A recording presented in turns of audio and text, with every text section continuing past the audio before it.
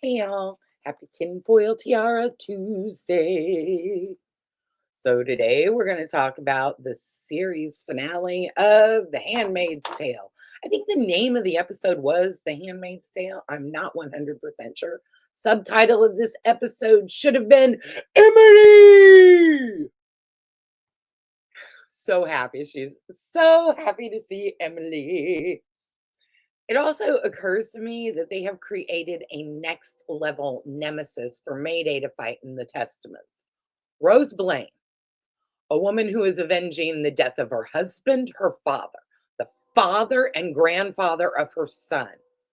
The death of them at the hands of that whore,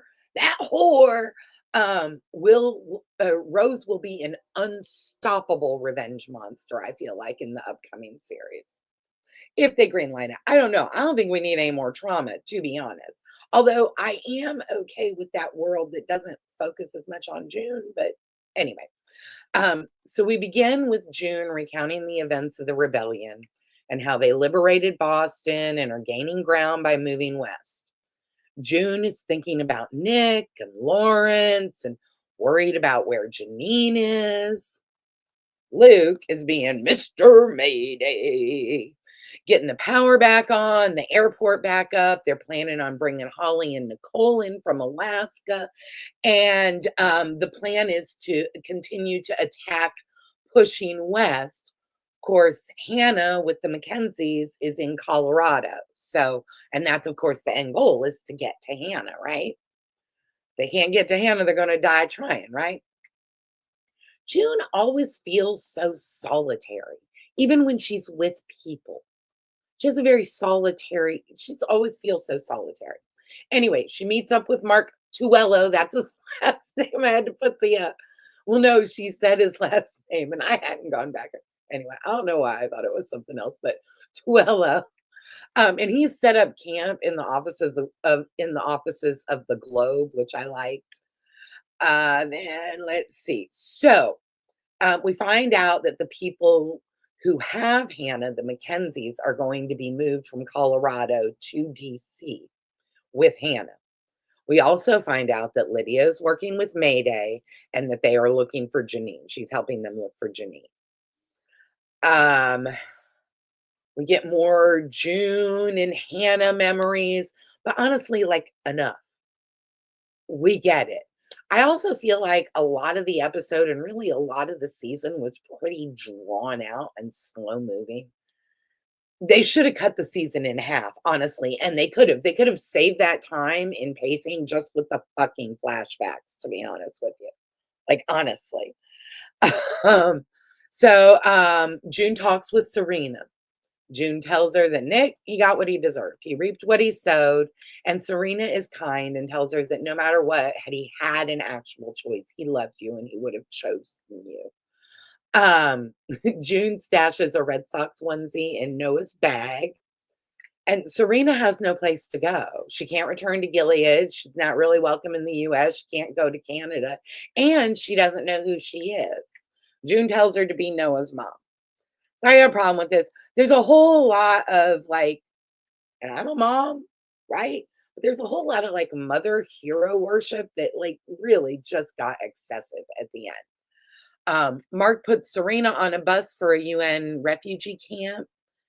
Serena truly, deeply, and honestly apologizes to June, and June truly, honestly, and deeply forgives her.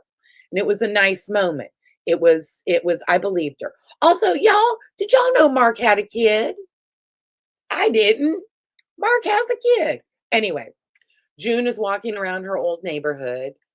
Emily is here. Emily! Seeing Alexis Blend, my God, I was so happy to see her. And that's another full circle moment, right? She went back to Gilead as a Martha with Mayday and was liberated in Bridgeport. And she's continuing to fight with Mayday. She says, her wife and son understand that she's fighting for them. And she's fighting so that her son doesn't have to. And I thought that was a really beautiful way to put it. The entire episode is basically setting up for everyone to continue to fight and for June to write her Handmaid's Tale, right? So June burns her red cloak. They pull June out of bed in the middle of the night and drive her to the woods. Mark is there and they're in a new, like, no man's land in between Gilead and the US. Guardians throw a body on the ground and it's Janine. Oh, a live body. Sorry, y'all. Um, Up walks fucking Naomi, flanked by Lydia, holding Angela slash Charlotte, right? Naomi gives Charlotte to Janine, and Janine and Charlotte's just laughing, and I was so worried she would be afraid of Janine, and they're laughing and crying, and Janine thanks Naomi, and so does June. And Naomi's look at June, my God, this act, oh, your whole career was that one look. It was so perfect. So perfect. Look at, I'm getting misty, literally getting misty talking about it. So perfect. The actress that plays Naomi, chef's kiss. You were so good in this scene. And this was the redemption that I literally did not know that I wanted, right? I didn't know I wanted that, and I did. So thank y'all for that. June and Lydia share their moment. I'm ridiculous. Look at this shit. This is so fucking stupid. Anyway, Holly arrives in Boston with Nicole, and the family is reunited.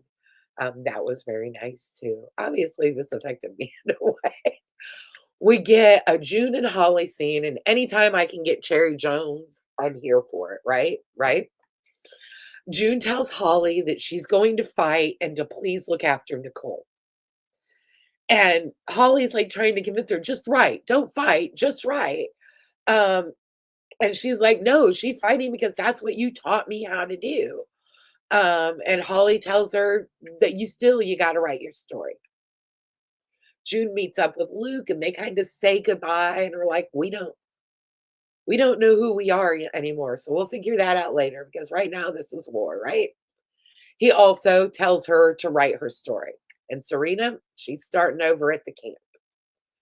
June returns to the charred Waterford house and is flooded with memories. She looks up at the garage, which of course is unharmed, where they made the baby and stuff.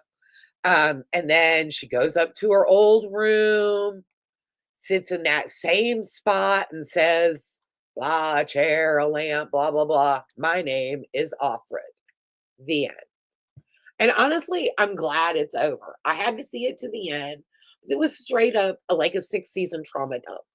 I put on Deezus and Miro for comfort as soon as it was over because I need to laugh, right? Still though, I couldn't stop watching. So watching and mission accomplished, right? And you see me, I'm all misty. So I think they got what they meant to get. Y'all have a great rest of your day and look for a new episode of The Pit coming up soon. Y'all have a great one. Take care of y'all. Bye.